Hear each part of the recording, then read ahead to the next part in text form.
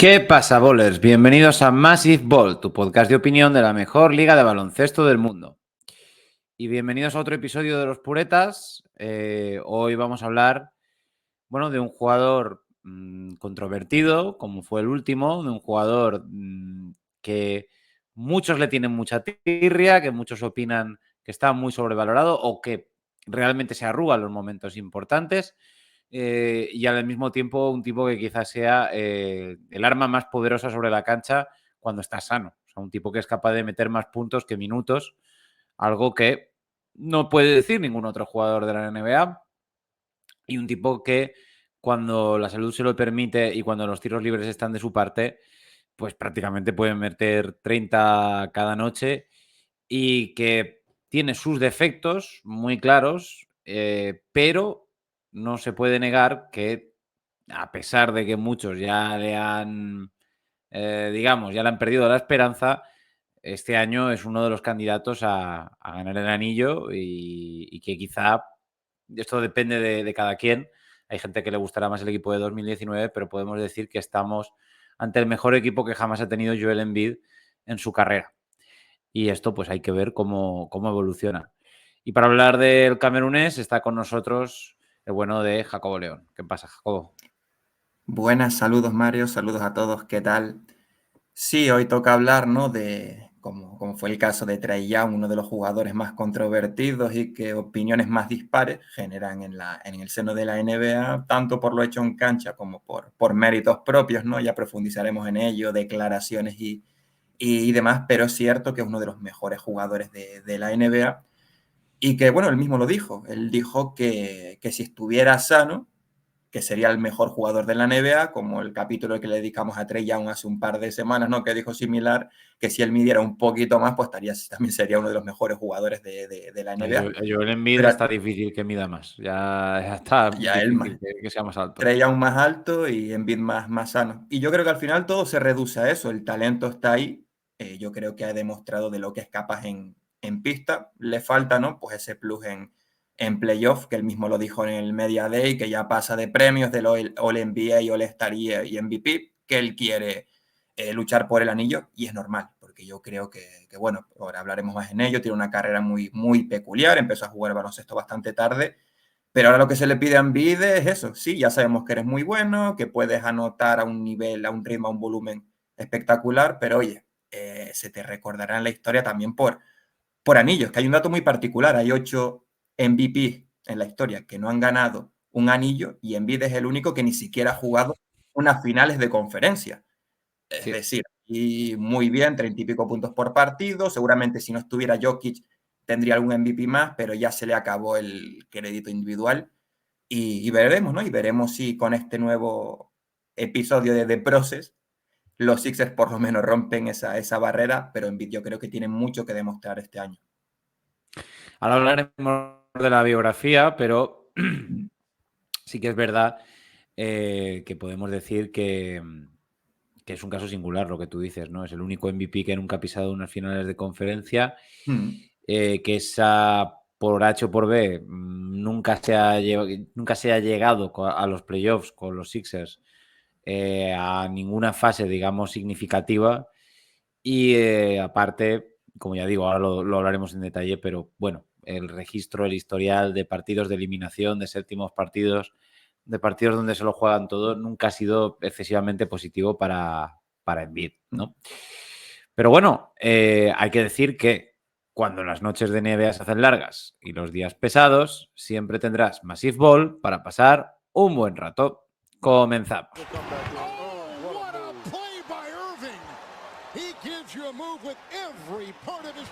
Bien.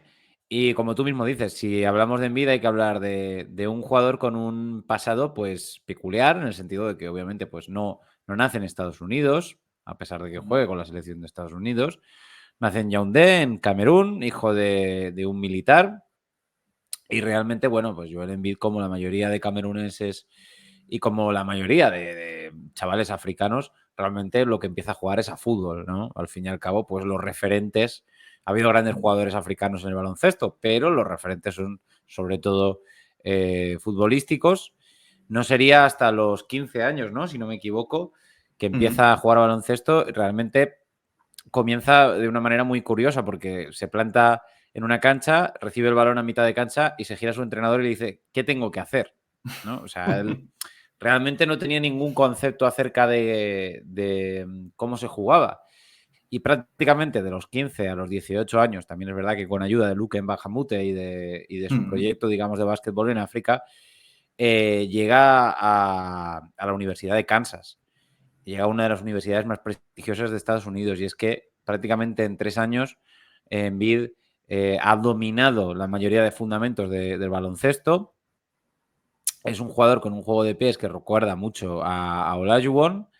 Es un jugador que, o sea, yo la primera cosa que quería plantear, Jacobo, es, o sea, ¿qué sería este jugador si hubiera empezado a los 5 a los 6 años, ¿no? Si fuera un jugador que hubiera tenido Sí. ese bagaje, sobre todo porque una de las cosas que yo creo que más se le achacan a Joel Embiid es esa a veces incapacidad para tener en cuenta lo que está sucediendo a su alrededor o lo que está pasando en la cancha, que le lleva tantos problemas en los 2 contra 1 en muchas ocasiones, que el año pasado le vimos evolucionar favorablemente en ese sentido, pero que es algo que sí que denotas que quizás sea falta de una formación temprana, ¿no? Esa incapacidad, digamos, un poco de leer lo que pasa en la cancha. No es un jugador poco inteligente ni con poco IQ, pero sí que notas que en ocasiones está como demasiado enfrascado quizá en lo que está haciendo él mismo y no está tan pendiente de lo que está sucediendo a su alrededor. Sí, de hecho Yo creo que es algo muy a tener en cuenta, sí, sinceramente.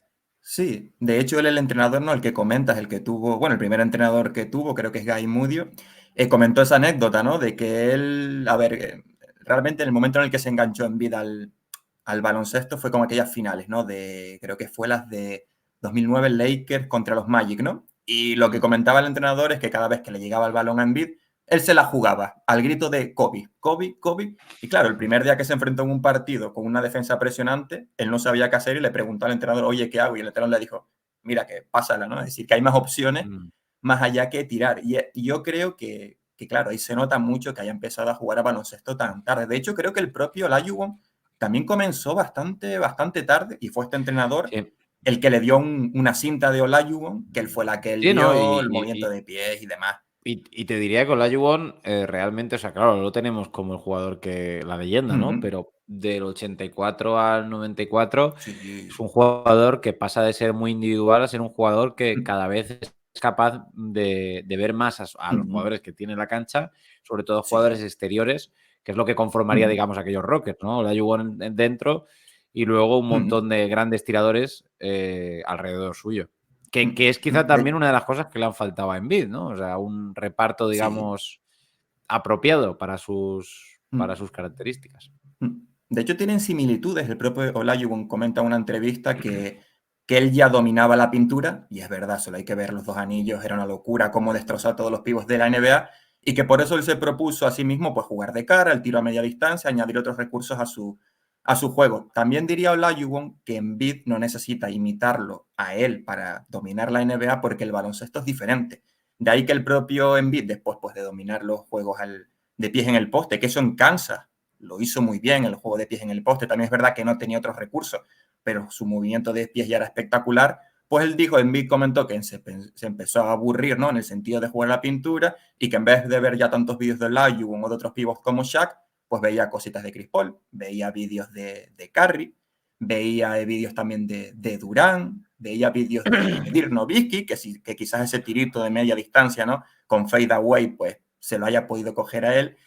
Y ahí hay similitudes entre ambos en el nivel de que para aumentar a un nivel superior su juego absorbieron, digamos, también conceptos de otros jugadores. Pero es cierto, Mario, que yo creo que si hubiera sido el típico caso de chaval, a lo mejor nacido en Estados Unidos, ¿no? Formándose mucho más joven, que podría haber llegado un poquito más allá. También es verdad que quizás, ya vemos que el baloncesto universitario, bueno, el baloncesto de formación en general en Estados Unidos, está mucho más guiado quizás al espectáculo, al highlight, y a lo mejor si no hubiera pasado todo ese proceso vital por Mm. Camerún, ¿no? Después en el instituto, ya sí en Estados Unidos, gracias a Mbamut, pues quizás hubiera Ujú. sido diferente. De hecho, hay una anécdota muy, muy curiosa en el instituto cuando llegó, no sé si llamaba Rockwell o Rockstar, creo que era el primer instituto, que todos los chavales, los compañeros se reían de él porque todavía le costaba, no pillaba el balón cuando el pase era fuerte, se la botaba en el pie y demás, ¿no? Y se reían de él. Y pasaron dos cosas. Primero, que él buscó al pívot titular del equipo para pelearse con él a diario. No sé si pelearse metafóricamente o buscar gresca, Bueno, como por lo que hemos visto años después. También le sacar, gusta sacar a pasear la los gresca. codos. Y el entrenador le dijo, sí, reíros muchos de él, pero dentro de 5 años le estaréis pidiendo un préstamo a este tipo porque va a ser rico. Y oye, algo habrán visto, ¿no? Todas esas personas que pasaron por la vida de Embiid previo al profesionalismo para darse cuenta que ahí Mm. había algo interesante. Pero sí, probablemente ya simplemente a lo mejor con 3 o 4 añitos antes tendríamos un Embiid diferente o no. Es decir, eso es muchos what if, pero yo creo que evidentemente cuando entras tan tarde al baloncesto, pues bueno, tiene las condiciones físicas, pero hay Sí, cosillas hay que tuvo que aprender lo a trompicones. sorprendente es esa capacidad de absorción de poder absorber tantos movimientos y tantos conceptos de una manera tan rápida, ¿no? Prácticamente, pues Sí. eso, de los 15 a los 18 ha dominado lo que a muchos jugadores les cuesta toda una vida o los hay que nunca llegan a absorber esos conceptos. Llega a Estados Unidos a la Montverde Academy, que es la academia donde también estudió Luka Mbamute. Luego pasa a The Rock School, que es la que mencionabas tú, una academia cristiana en Gainesville, Florida. Y bueno, pues logra llevarlos al campeonato estatal. Se convierte en un... bueno, ya sabes que a las próximas promesas se les califica por ese número de estrellas, 3, 4, 5 estrellas. En vida es 5 estrellas, en parte también porque obviamente estamos ante un jugador de más de 2 metros 10, son muy poco frecuentes y por lo general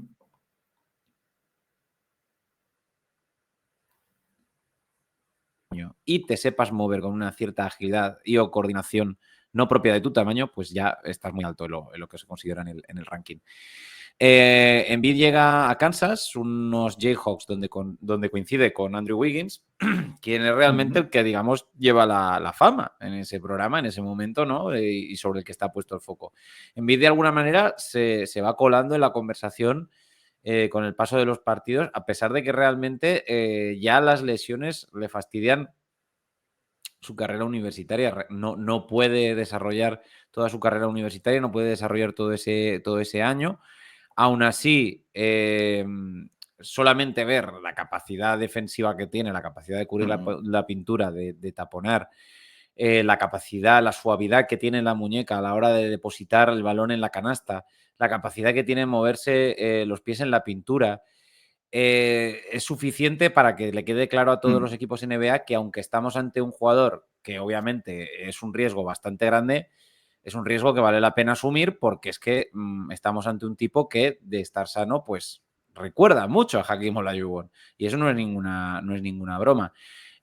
Aún así logra varios premios como a jugador defensor del año en la Big 12, en la conferencia en la que se encuentra Kansas. Y realmente Embiid, en principio, destaca por dos cosas: el juego de pies y esa capacidad defensiva. Es drafteado, como no, por los Sixers, que están en el año 1, digamos, de process, ¿no? En el año 1 de vamos a perder partidos a posta, vamos a coger las selecciones más altas del draft posibles, vamos a apostar por el talento y que sea lo que Dios quiera, ¿no? Y es curioso porque Hinkie es el responsable de que Embiid esté aquí hoy por hoy y de que los Sixers, dentro de lo que cabe, no habrán llegado a finales de conferencia del Este, pero son una franquicia que hay que tener en cuenta. Y el pobre Hinkie nunca llegó a ver a Embiid estrenarse con la camiseta de los Sixers. Antes de que Embiid pudiera pisar la pista, que sería en su tercer año, a Hinkie ya lo habían despedido y habían puesto al hijo de Colangelo como GM. ¿No? Es curioso porque realmente Embiid, ese mote de The Process, se lo debe al bueno de Hinkie, ¿no? Bueno, o sea, las cosas no pudieron empezar peor, como tú lo sabes, Jacobo. O sea, ya una lesión en el hueso navicular, en el pie derecho, lo que lleva a perderse todo su año rookie. Es decir, estamos ante un jugador que le hace falta formación, que se nota que le hace falta formación y ya el primer año se lo pierde. Y el segundo año también se lo perderá. Y ¿te acuerdas tú? Pues yo me acuerdo perfectamente. Hubo una época en la que pensábamos que Joel Embiid nunca llegaría a jugar a baloncesto, que estábamos ante otro Greg Oden y que aquí no había nada que hacer, que los Sixers se habían equivocado y que esto era una de las mayores liadas, ¿no? Sí. Que se habían visto en el draft en la NBA. De hecho, Embiid llegó a los Sixers en ese pick tan alto. Creo que fue porque el año anterior había llegado un tal Nerlens Noel, que también se pilló el año en blanco, es decir, era despropósito total. Y profundizando eso, ya no solo era por el físico, ¿no? Al final, 2 temporadas sin jugar es bastante normal que empieces a tener dudas, sino también por el aspecto de personalidad, de carácter, de compromiso. Se le echó muchas veces la bronca, ¿no? Un tirón de orejas en Embiid porque no hacía caso a lo que le decía el staff técnico, no estaba con la bota. Por ejemplo, en la Summer League de 2015 creo que fue, le dijeron que descansara, que reposara, le vimos tirando, o sea, en la ronda de tiro con los compañeros, se saltó lo del tema alimenticio, incluso creo que casi llega con las manos creo que fue con uno de los preparadores físicos, porque no sé qué Sí. le dijo, vamos, que le tiró de las orejas a Embiid, no le gustó, el propio Embiid reconocería. En el periódico de Filadelfia llegó a salir que Joel Embiid no se estaba cuidando tanto como debería en su recuperación, en su primer año, y que por lo visto bebía Shirley Temples en exceso, que por lo visto pues es un cóctel Sí. muy bonito, con un nombre precioso, pero que, claro, es que tú piensas, o sea, un chaval de 18 años que viene de Camerún, que probablemente el idioma lo domina, pero hasta cierto punto, que no tiene amistades, que está solo, que está lesionado, que sabe todas las expectativas que hay en él y no puede hacer nada. Y es que lo impresionante es que Embiid no se deprimiera. O sea, quizás se deba un poco a esa personalidad un poco troll y él ya estaba pensando en Sí, en cuando Rihanna, llegue se ¿no? van a enterar.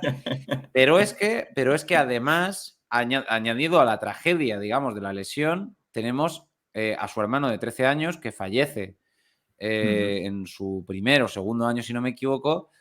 Y es claro, es una tormenta perfecta para un jugador que Sí. perfectamente podría haberse borrado del baloncesto. Sí, de hecho él reconoció en una carta posterior en The Player Tribune, en 2018 creo que fue, que pensó en dejarlo todo, en plan llevaba 2 años sin jugar, el fallecimiento del hermano y que pensó en irse, volver a Camerún y estar con su familia, pero que bueno, en cierto modo recapacitó y que es un poquito pues lo transformó en motivación para hacerlo por él, por el hermano. Me imagino que habrá pensado, ¿no? Todo el camino, todo lo que tuvo que pasar para llegar hasta allí. Sí es verdad que él nació dentro de lo que es Camerún, en una familia acomodada, es decir, él si no hubiera jugado a baloncesto, los padres lo querían enviar a Francia a una academia de élite para jugar a voleibol. Curioso, para jugar a voleibol. Así Que lo que también hubiera hizo, triunfado. sí, por altura. Oye, el último capítulo de Vince Carter voleibol, Tú Joel Embiid voleibol, imagínate, ¿qué tendrá el voleibol? tú imagínate ese bicho rematando por encima de la Sí. red. Mm, Menudo miedo, ¿sabes? O mm, sea, hubiera triunfado, no te preocupes. sí. Así que lo que toma, ¿no? Lo que decidieron gerencia y propietario, porque el propietario también estaba tirando ya las orejas tanto a Brett Brown como a Sam Hinkie cuando todavía estaba, Es de a ver qué pasaba con Embiid, pues le pusieron al lado durante, no sé si fue un año, un par de meses, a Zydrunas Ilgauskas, otro extranjero, otro pívot, otro jugador como él, que también había tenido una lesión en el pie. gran calvo, ¿eh? Gran calvo. Probablemente en el All-Star de jugadores calvos de la NBA.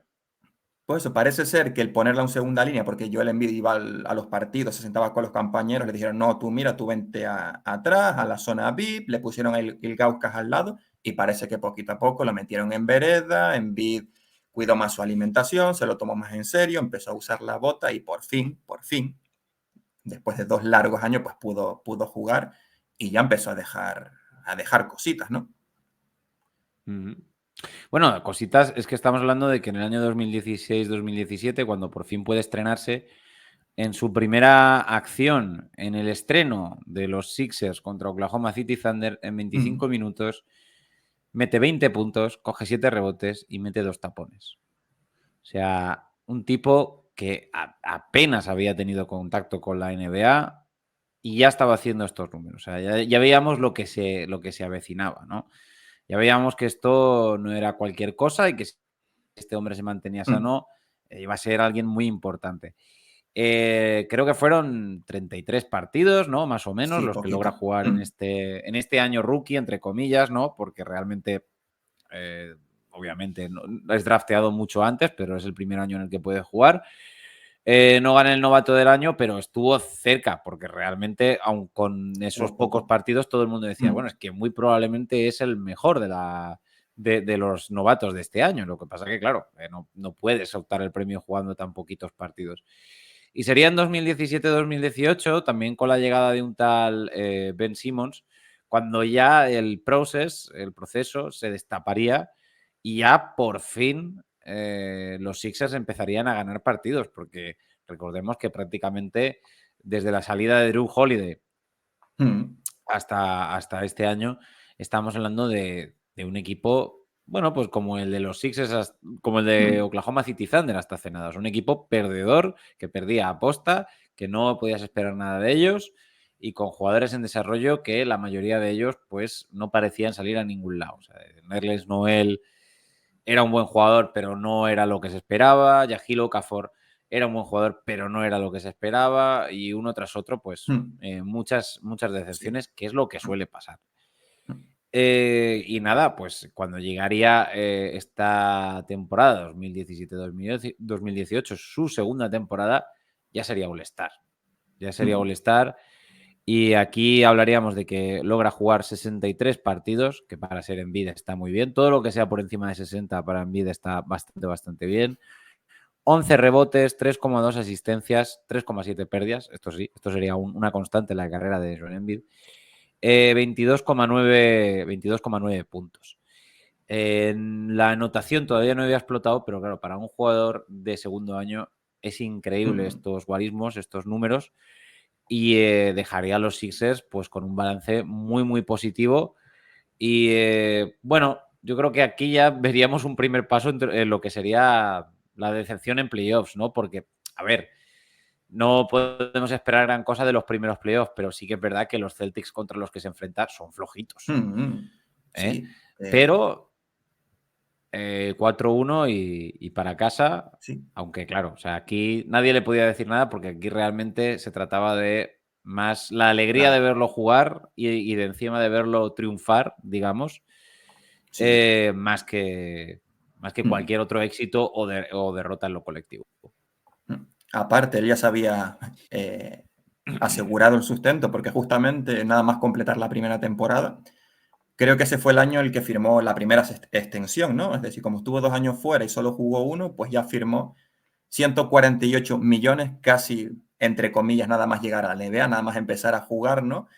Pero fue un gran riesgo, pero bueno, es que se pasó de 26 victorias a 52, creo, de una temporada a otra, el mayor Mm. número de triunfos desde aquella temporada con Allen Iverson, y bueno, la Sí. apuesta estaba ahí, y después de esperar tanto, es que había que hacerlo, ¿no? Tenías a Ben Simmons, creo que también llegó J.J. Redick, es cierto que te tropiezas ante Mm. unos Celtics sin Hayward y sin Irving, pero oye, viendo de dónde venía, es que fue un éxito, en el momento fue claramente Ah, un luego, éxito. vale, luego esos mismos Celtics llevaron a los Cavaliers hasta donde los llevaron, o sea que tampoco podemos Ujú, decir, ¿no? O sí. sea, lo que pasa que, bueno, que sí que es un equipo que no estaba formado, digamos, por jugadores veteranos, el típico caso de equipo al que le es muy difícil ganar a un equipo de jugadores novatos o casi novatos. Mm, Y el año siguiente llegaría ya, pues claro, se acabaría el proceso del todo, ya estamos hablando de no alegría por verlos ganar, no alegría por verlos jugar, sino ya expectativas desde un primer momento. Expectativas porque tenemos a Butler, mm, tenemos a Tobias Harris, que llega, si no me equivoco, a mitad de temporada, y tenemos un mm, equipo que el quinteto hace pensar que junto con los Celtics, que pronto se demostraría que no era oro todo lo que reluce, y los Raptors, pues son el equipo, digamos, que mejor quinteto tiene como para afrontar el este y como para llegar lo más lejos posible. Encima un este en el que ya se ha marchado LeBron, ya no está esa larga sombra que amenaza en el este. Y bueno, pues no sé, ¿tú qué opinas? O sea, ¿qué decimos? Uno, Joel Embiid hizo lo que pudo teniendo en cuenta que tenía enfrente a Marc Gasol y estamos hablando de uno de los mejores defensores de la NBA. O dos, estamos ante un caso en el que ya vemos que Joel Embiid tiende a no ser igual de efectivo cuando, digamos, el momento es lo más tenso posible. Yo creo que es una mezcla. Es todavía, para mí, creo que dentro de un proceso de aprendizaje, porque no era ni mucho menos el mejor Joel Embiid. Sí creo que finalizó esa temporada ya con promedios de 27 puntos, 13 rebotes y no sé cuántos No. talones. Aquí Creo que todavía están, no, aquí están no, 20 en los 20 y puntos pico. porque... espera, En perdón. playoff, ¿no? No, 27. Estaba mirando Sí. los guarismos Mm, en playoffs. 27 puntos sí. y Mm, 13,6 rebotes. sí, en Que regular no está season sí, mal que para creo ser que un equipo son... en el que... sí. Que no está Mm, mal para ser un equipo en el que realmente sí. se comparte tanto el balón, porque claro... Pero creo que era una mezcla. Todavía no habíamos visto al Joel Embiid Prime, al de su máximo nivel, pese a esos 27 puntos por regular season. Ahí empezaba a sufrir, ¿no? Yo creo que las defensas también empezaron a conocer a Joel Embiid. Sabían que con un 2 contra uno pues le ibas a hacer mucho daño. Y también por otra parte tengo la sensación de que es el Joel Embiid de siempre en lo que respecta al apartado físico. En los playoffs siempre baja 2, 3 marchas y no es porque él no pueda dar más de sí, aunque si bien es cierto que los playoffs no son la regular season, es muy fácil meterle ¿no? 50, 60 puntos a Hornet o a Wizard. En playoffs puedes tener algún partido así, pero no van a ser todos y te vas a enfrentar con rivales de categoría. Yo creo que le pesó un poquito. También es verdad que aquellos Raptors eran muy buenos. Tenía un equipo, yo creo que más rodado, pese a que hubiera llegado, ¿no? Más No, veterano, a lo mejor, ¿no? sabían, digamos, desempeñarse mejor en esos momentos y yo creo que faltó eso. A lo mejor un Joel Embiid un poco más cocinado, por decirlo de alguna manera, ¿no? Más rodado y siempre estará para la memoria los 3 botes, ¿no? De ese tiro de Kawhi Leonard, Pues que es igual es lo que lo más hablábamos la cerca, semana. Mm. es lo más cerca que ha estado Embiid de unas finales de conferencia. Que es lo que hablábamos la Claro. semana pasada, ¿no? Con Vince Carter, aquel tiro game winner que no entró, pues este también justamente con los Raptors, ese tiro de Kawhi Leonard sí entró. Y quién sabe si esos Sixers hubiera sido el año. El equipo lo tenían y a partir de ahí yo creo que Joel Embiid fue para arriba. Hemos ido viendo cada año un mejor Joel Embiid, por lo menos en rendimiento, pero las decisiones que se tomaron en la gerencia yo creo que fue lo que terminó o sea, lo que se ha ido pagando hasta este verano, ¿no? Por un par de contratos ahí. Malas decisiones, que saliera Jimmy Butler y A.A. Redick.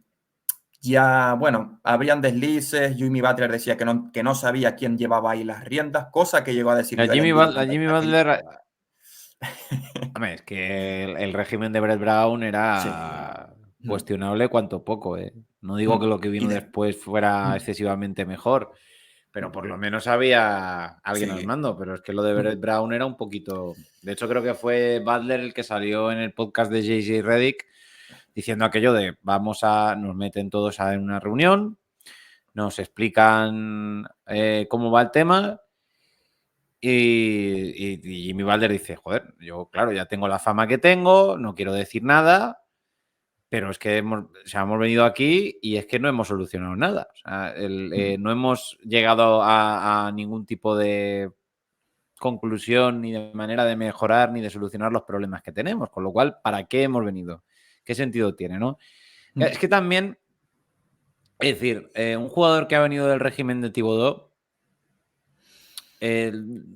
ya no le ponga según qué entrenadores, porque ya está acostumbrado a una disciplina, a un régimen, a una constancia que a algunos jugadores se les hace muy difícil. A Towns se lo hizo, ya veremos qué pasa en este año con los Knicks. Sí. Pero hay jugadores que responden muy bien, y Butler es de los que responde bien, pues eso, pues a gente como Tibbs o como Spoelstra, ¿no? Y que no responde bien a gente como Brett Brown, ¿no? Sí, como dice Ochoa, Butler y Embiid Sí. eran amigos, además, bueno, Se pues llama bien. con personalidades más o menos que pegan bien, ¿no? Pero en ese momento, a ver, en ese momento nadie hubiera dicho, por la proyección que llevaba Ben Simmons y lo poco que llevaba en la liga, nadie hubiera dicho quédate con Butler antes que con Simmons. Porque todo el mundo esperábamos que Ben Simmons evolucionase, ¿no? O sea, la idea era, lo normal era Butler ya sabemos lo que es, no esperamos que sea nada más que esto, mientras que Simmons quizá, si todo sigue así, pueda llegar a ser este jugador. La realidad es que al final Butler se convirtió en un jugador mucho mejor del que había sido hasta ahora. O sea, fue Butler el que dio un salto cualitativo y Ben Simmons fue el que dio un bajón. Pero bueno, el bueno de Joel Embiid pues estuvo muy cerca. Bueno, todo el mundo tiene el meme este de Joel Embiid llorando. Un jugador que llora por una derrota, a mí no me merece ningún tipo de burla. Yo creo que prefiero eso a un jugador que se la sople, ¿vale? Y aquí las cosas, digamos que el carrito perdería un poco las ruedas porque el año 2019-2020 sería muy desastroso. No solo para Embiid, sino para los Sixers en general, que no irían a ningún lado. Que se la pegarían contra los Celtics en primera ronda en la burbuja, una burbuja en la que sinceramente, pues para lo que hicieron, podían hasta no haber ido. Es un año en el que Embiid solo puede jugar 51 partidos y el año siguiente pues es el año del descalabro, ¿no? Del descalabro porque bueno, pues en principio los Sixers se han quedado con Tobias Harris, piensan que es el 4, digamos, que encaja con Joel Embiid, y a ver, y en teoría no está mal tirada la idea. Lo que pasa es que luego Tobias ha sido lo que ha sido, pero la idea no es Sí. mala. Sí, a ver, es que diste casi 300 millones entre la firma de Horford y la renovación de Tobias Harris. Para mí ese fue el gran error. Es verdad que al final tenías que optar entre Ben Simmons y Jimmy Butler porque tenías a 3 tíos que te iban a pedir mucha, mucha bola, ¿no? Y lo que decía antes, ¿no? Sergio Ochoa en el chat de que el spacing iba a ser bastante, bastante complicado porque Jimmy Butler y Ben Simmons ya sabes que del tío tampoco. Pero cuando el dinero que se te va lo inviertes en eso, gastándote casi 300 millones en ambas renovaciones y por Jimmy Butler te viene Josh Richardson en aquel sing and trade, que para mí creo que ya perdiste mucho potencial y que esa temporada Sí, bueno, cuando pensábamos que sí, Josh Richardson era un triplista. sí, y Bueno, cuando el año anterior en Miami lo fue, entonces, claro, al sí, final. por eso yo Es creo que, que claro, las 2 temporadas siguientes era un poquito tratar de arreglar el desajuste que pasó con esos contratos que costó hasta este verano. o sea, Suerte que por un vino Maxi. lado, ¿por qué vas a pensar que Al Horford iba a bajar tanto el nivel? O sea, un Al Horford que luego volvió a subirlo en cuanto volvió a Boston. ¿Por qué vas a pensar que Tobias Harris no iba a seguir la progresión que llevaba los Clippers? ¿Por qué vas a pensar que Ben Simmons iba a ser un jugador que se iba a prácticamente derrumbar psicológicamente? Es que, ¿por qué vas a pensar que Josh Richardson, que venía del año pasado de tirando el triple magníficamente en Miami, por qué de repente se le iba a olvidar cómo tirar desde el triple? Es que, a ver, yo entiendo los fans de los Sixers y en general la gente que ve la NBA que critique todos estos movimientos, pero sentido tenía. O sea, sentido tenían. Lo que pasa es que, pues no sé, cosa que tocaban los Sixers, cosa que se deshacía. Jugador que incorporaban, jugador que en vez de mejorar, empeoraba y sacaba su peor versión. Y en la 2021 pues tenemos unos Sixers un poquito más prometedores, pero no, es que no sé qué es peor, si la decepción del año 2020, donde sabía todo el mundo que no iban a ningún lado, o la del 2021, donde se encuentran con unos Atlanta Hawks, que es un caramelito, y eso, o sea, bueno, aquí a Embiid poco se le puede decir, o sea, aquí el problema está en que un tal Ben Simmons decide desaparecer del mapa baloncestísticamente hablando y ya no volvería jamás. Embiid jugó los 11 partidos de playoffs, 28 puntos, 9 rebotes, 10 rebotes, 1,5 tapones, o sea, una buena serie de playoffs. Y es que no se le puede achacar mucho este año, en mi opinión. No. Claro, esto obliga, el problema Simmons obliga a otra reestructuración, ya la tercera o la cuarta, en torno a Embiid, y se opta pues por traer a Harden, ¿no? De nuevo, en un intercambio que tiene sentido, ¿no? Que en teoría tiene sentido, ¿no? Porque Harden En Brooklyn, si bien ha estado lesionado, pues no ha dejado de parecer el Harden de Houston. Pero en los Sixers tuvo esos 2 grandes partidos contra los Celtics, donde yo creo que quedó demostrado que estamos ante un jugador que cuando tiene el día es imparable, pero que la unión Harden-Embiid, que se daba un poco tanto como por imparable, digamos, como la unión perfecta, pues al final no lo fue tanto, ¿no? Sería con una elección en el draft de Tyrese Maxey donde realmente encontrarían los Sixers, sin un poco saberlo, el futuro que es el que hoy estamos viendo. Pero es curioso cómo la gerencia, digamos, en torno a Embiid ha ido incorporando jugadores que siempre han acabado dando su peor versión. Yo no sé si eso Y incluso bueno, es mala y por señal. supuesto también... No sé si incluso eso es mala señal también de quien ha llevado las riendas, ¿no? Es decir, yo creo que Embiid a lo largo de su carrera en Philly ha tenido bastantes buenos complementos. Ya no solo de jugadores no más recientes como Seth Curry, como Danny Green, sino que cuando él llegó a la NBA, cierto es que eran bastantes chavalines, pero también tenían en su equipo a un tal TJ McConnell, también llegaron a estar ahí Jeremy Grant. Yo no sé si también es una mezcla de cosas, de la gerencia, del desarrollo de jugadores que estaban empeñados con The Process, que no se preocupaban en tratar de desarrollar lo que tenían, sino de buscar picks y más picks. Y para mí eso hay cosa clave, desarrollo. Después, para mí ese verano que dieron tanta millonada a Harris y a Horford fue un error. Y los 2 últimos años que hemos visto al mejor Joel Embiid es que ha llegado muy cascado a, a playoff, que quizás si viéramos el Joel Embiid de los 3 primeros meses de regular season, te hacen finales de conferencia, pero llegó tan cascado, yo creo que también porque insistía en ganar el MVP, que finalmente ganó el MVP, por demostrar que era el mejor de la NBA. ¿No? Siempre vimos que tuvo muchos rifirrafes con pivos de la NBA, con Towns, aquella enganchada, con Ayton, con Whiteside, con DeAndre Jordan, creo que también tuvo alguna con Domantas Sabonis, y con Jokic agachaba un poco la cabecita porque él mismo reconoció, ¿no? que Jokic es el mejor de la NBA. A Jokic y no a le puedes Mitchell toser. Robinson y a Mitchell Robinson le Claro. agarró la patita el año pasado, acuérdate. Ujú. Aquella falta tan Por eso, fea. por eso entiendo que MVP en Embiid en este Media Day, en este último Media Day, ya haya dicho que él ya el MVP le da igual, porque claro, tú tienes a Jokic con 3 MVP y con un anillo, y dirá Embiid, ¿a mí de qué me vale tener un MVP o ganar un segundo si voy a caer en semifinales de conferencia?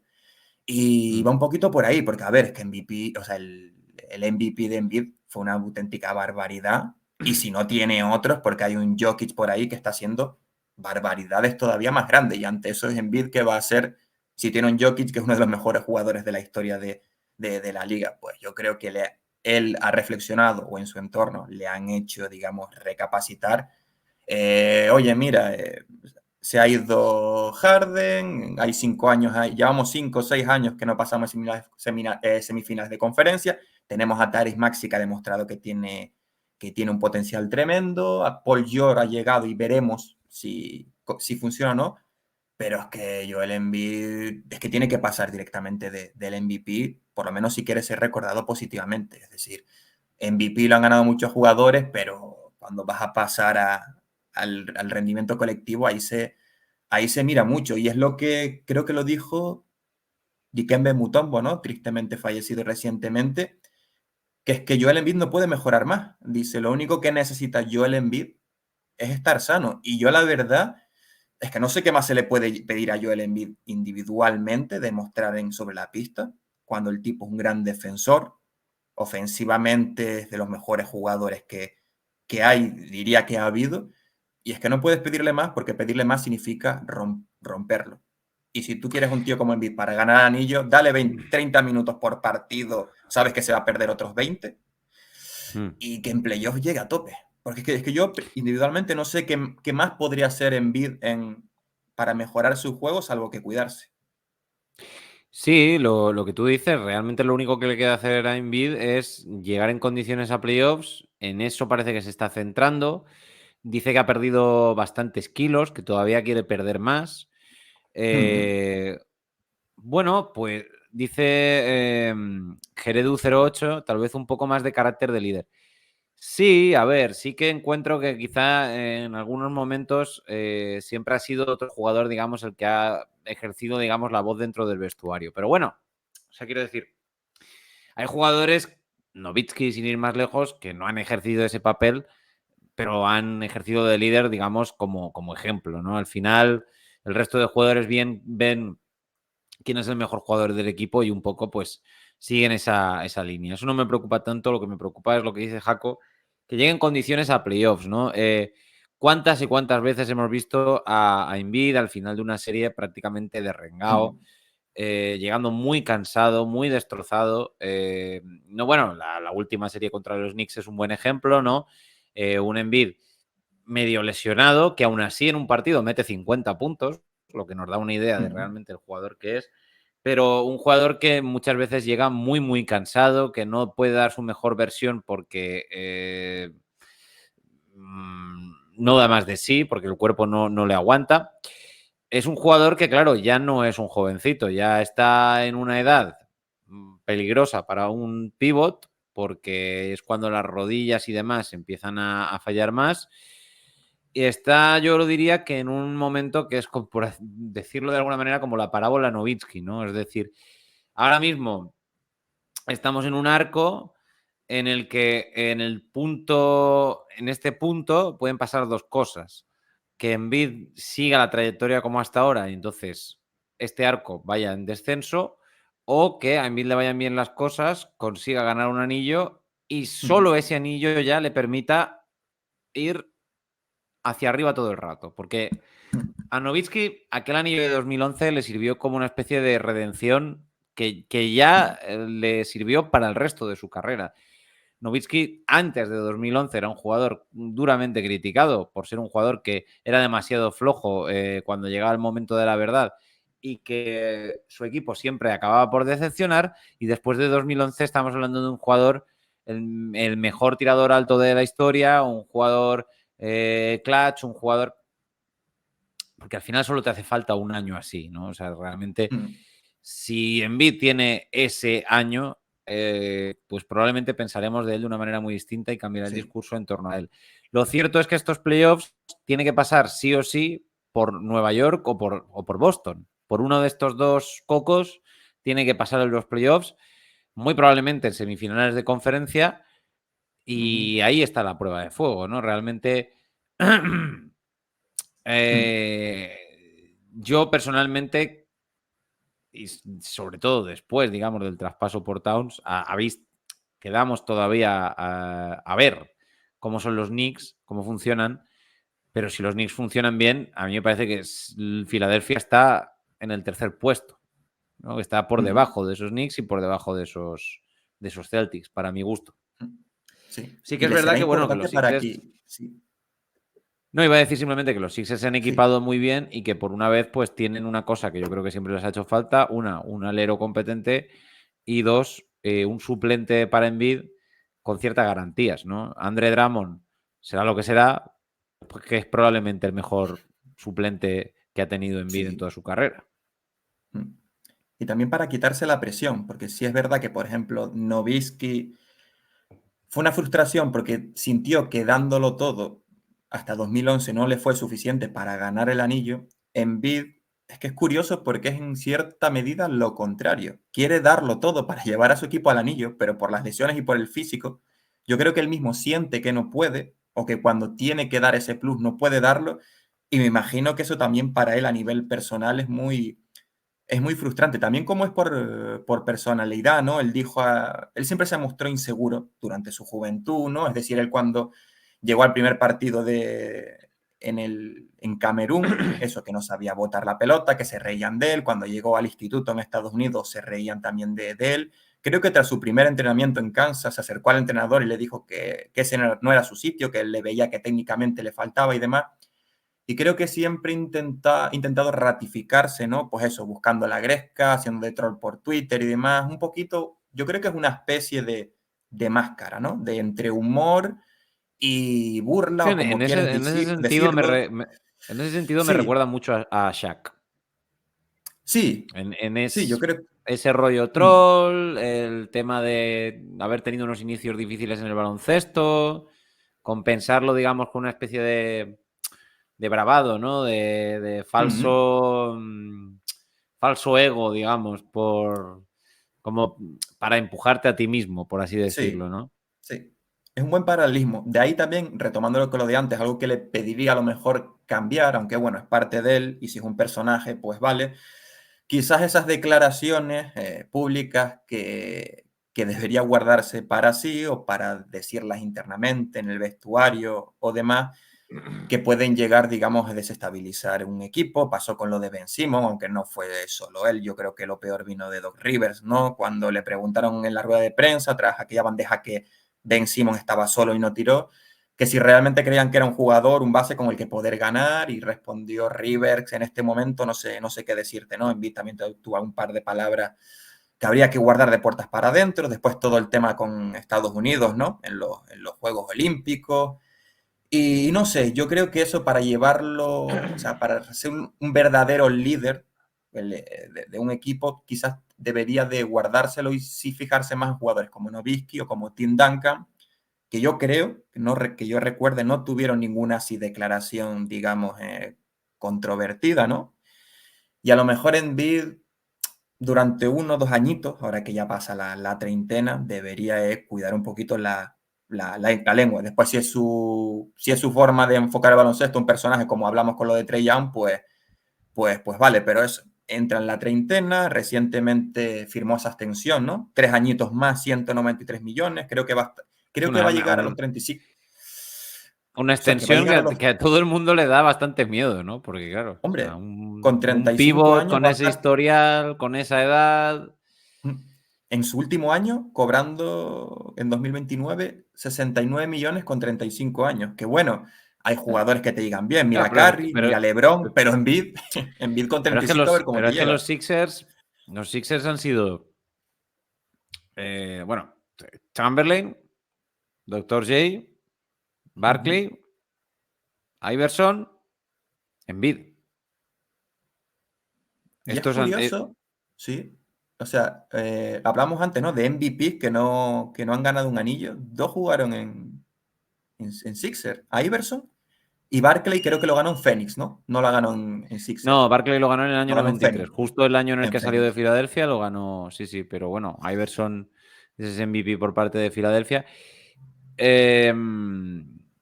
Quiero decir que ojalá que le vaya bien en Embiid, ojalá que llegue a Sí, esas finales de conferencia, ¿no? por lo menos. Pero sí que es verdad que es innegable que ha sido, pues, cuando él dice que su apodo es The Process es porque es verdad, o sea, él ha sido el proceso, él ha sido la constante para este equipo de Filadelfia a la hora de Mm. afrontar su futuro, a la hora de atraer a la gente al campo y a la hora de optar al anillo, ¿no? Por ahora no les ha salido bien. Pero bueno, yo diría que por lo menos es un proyecto que por lo menos me da más confianza del que me dieron otros Mm. proyectos, como por ejemplo el de los Clippers, ¿no? O sea, quiero decirte que yo qué sé, o sea, Maxi, Paul George y Embiid, pues no es el peor trío de cartas que te puedes presentar. Todo depende de la salud de Joel, como siempre. Todo depende de si si viene en forma, porque es que esa es otra. O sea, hay gente que diría que nunca hemos visto a Joel Embiid totalmente en forma en la NBA. No lo sé, es que estas cosas siempre son muy discutibles, pero Sí. bueno, si ha tenido el verano para adelgazar, para ponerse a tono, si le pone menos peso a las rodillas y tiene la buena suerte, pues de que, por ejemplo, el año pasado le cayó Kuminga en la rodilla, ¿no? Esto difícilmente es evitable. Si Mm. no tiene algún problema como este, pues quién sabe, ¿no? Yo creo que también en Filadelfia, no sé qué opinas tú, yo creo que va a haber un cierto load management, ¿no? Va a Sí. haber partidos que, pues, Joel, este partido no hace falta que lo juegues, ¿no? eh, Ponemos que tienes estrés en la espalda o cualquier cosa y arreglado, porque este partido sí. con que juegue Maxi tira que te va. Sí, si no Entonces yo hemos imagino visto que intentarán conservar.